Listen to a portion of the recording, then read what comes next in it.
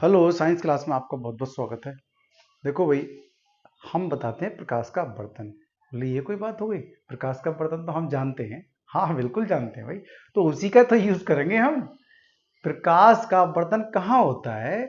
जहां पर प्रकाश की टॉर्च की रोशनी आर पार चली जाती हो। मतलब जहां पर जैसे वायु से प्रकाश कांच में जा रहा हो तो एकदम आर पार चला जाएगा, या पानी में आर पार चला जाएगा, पानी से वायु में जा रहा हो तो आर पार चला जाएगा। हाँ, तो वही तो अपवर्तन होता है।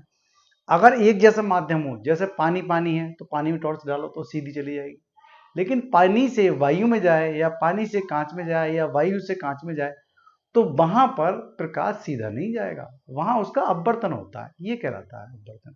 समझ में? मतलब प्रकाश की किरण सीधी नहीं जाकर इधर उधर झुक जाएगी, हट जाएगी, अपने मार्ग से विचलित हो जाएगी। इस घटना को प्रकाश का अपवर्तन कहा जाता है। तो आइए देख लेते हैं, इस अपवर्तन से संबंधित टॉपिक बहुत विशेष है। क्या है टॉपिक का नाम? अपवर्तनांक तथा क्रांतिक कोण में क्या संबंध है। तो संबंध के लिए मैं जो घटना आप जानते हो, कौन सी वाली, कि जब प्रकाश सघन माध्यम से विरल माध्यम में जाता हो तो प्रकाश सीधा ना जाकर के वो अविलंब से दूर हट जाता है। और एक क्या है उल्टा इसका, कि यदि वायु से प्रकाश कांच में जाता हो, मतलब विरल माध्यम से सघन माध्यम में जाता हो, तो फिर क्या होता है, प्रकाश सीधा ना जाकर के वो अविलंब की ओर झुक जाता है। तो ये घटना यहां पर हम ले रहे हैं। ठीक है, दोनों में से कोई एक ये है। क्यों? प्रकाश की लाइन आई, सीधी नहीं जाकर के अविलंब से दूर हट गई। इसका मतलब क्या है, वो सघन है, ये विरल है। तो अविलंब से दूर कब हटती? जब वो विरल माध्यम में निकलती है, मतलब सघन से विरल में जाती है, तो अविलंब से दूर हट गया। अब क्या है यहाँ पर, ये सघन है, ये विरल है। तो एक घटना तो ये है, ये क्रांतिक कोण वाला है। क्रांतिक कोण में क्या है कि जब प्रकाश आया आया सीधा जाकर के, तो हम ये किरण हटती जा रही, तो हम उसको इतना हटा रहे हैं, इतना हटा रहे हैं कि यहाँ पर 90 अंश पे लाइन चली जाए, मतलब सघन माध्यम विरल माध्यम के विभाजित करने वाली लाइन पे ये चला गया प्रकाश निकल के यहाँ से। तो अर्थात वो 90 अंश का कोण कहाँ से बनाता है?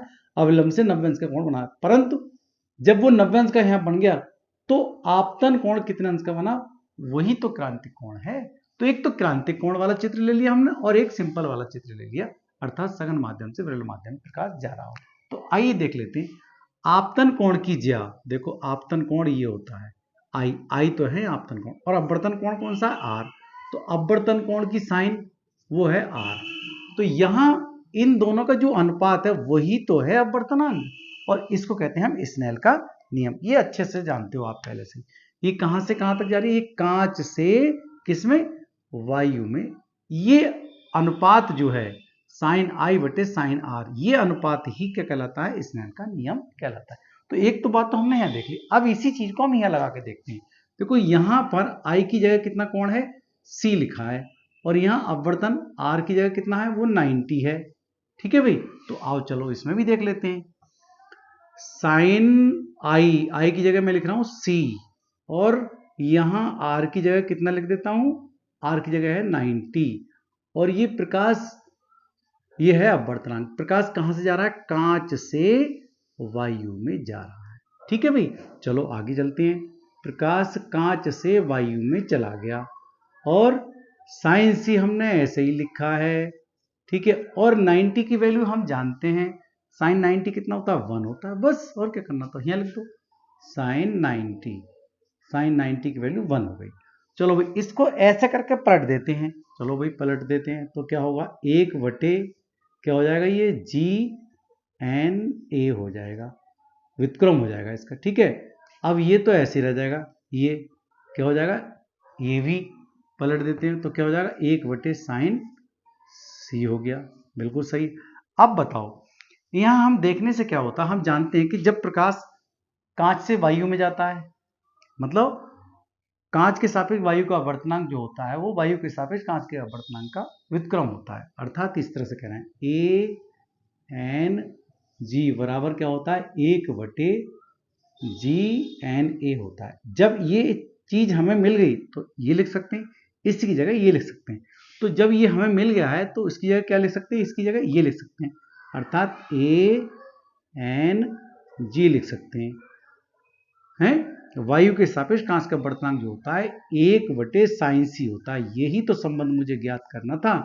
है देखो क्रांतिक कोण सी है, तो क्रांतिक कोण और अपवर्तनांक में जो संबंध होता है, अपवर्तनांक बराबर 1/sin c होता है, या हम कह सकते हैं ANG बराबर 1/sin c, या इसको ऐसे भी लिख सकते हैं ANG बराबर 1/sin c को cosec c नहीं लिख सकते भाई, cosec c लिख दिया। देखो हमने ये संबंध आए तो ये भी ठीक है, ये संबंध आए ये भी, दोनों ही चीजें सही हैं। तो हम कह सकते हैं क्रांतिक कोण और अपवर्तनांक में संबंध ये होता है कि हाँ जी होता है, कि ये होता है हाँ जी होता है, ये दोनों ही संबंध बहुत बढ़िया। इस पर सवाल क्या पूछा जाता है कि यदि अपवर्तनांक पूछा जाए आपसे और दिया हो क्रांतिक कोण, तो मान लिया क्रांतिक कोण दे रखा है, क्रांतिक कोण आपतन कोण, मतलब आपतन कोण जो दे रखा है C, देखो क्रांतिक कोण क्या है, आपतन कोण क्या है या C क्या है, वो मान लिया 45 अंश दे रखा है आपका। तो ये बताओ अपवर्तनांक कितना होगा, अपवर्तनांक कितना होगा, मतलब n की वैल्यू कितनी होगी। तो हम कैसे निकालेंगे, इसमें रख दो बस, और कुछ नहीं करना है। अपवर्तनांक बराबर ANG बराबर, या अपवर्तनांक हिंदी में कह सकते हैं 1/sin, क्या लिखूं मैं, C। तो sin C की वैल्यू है पहले से दे रखी मेरे पास, कितनी है sin C की वैल्यू, sin लिख देते हैं, sin C की वैल्यू कितनी है, sin 45। तो देखो ANG बराबर कितना हो जाएगा, ANG बराबर कितना हो जाएगा, 1 इसका 1/√2 होता है, 1/√2। तो ये ऊपर चला गया √2, कितना हो जाएगा फिर √2 हो गया, मतलब अपवर्तनांक बराबर कितना हो जाएगा, ANG बराबर √2। तो इस तरह से छोटा सवाल आपको आना चाहिए। अपवर्तनांक कितना अपवर्तनांक कहलाए, ये कितना, वायु के सापेक्ष कांच का अपवर्तनांक, अगर वो आपतन कोण या क्रांतिक कोण C का मान दे रखा हो। तो छोटा छोटा सवाल इस तरह से भी आपको पूछा जा सकता है, बस छोटी छोटी बातें हैं ये। और एक संबंध, जैसे हमने ये संबंध ज्ञात किया, ये पिछले से संबंध रखता है ना, हर एक टॉपिक अगले वाले टॉपिक से रिलेट करता है, ये नहीं है हम कहीं से भी ऐसा कर लें। ठीक है, thank you, have a nice day.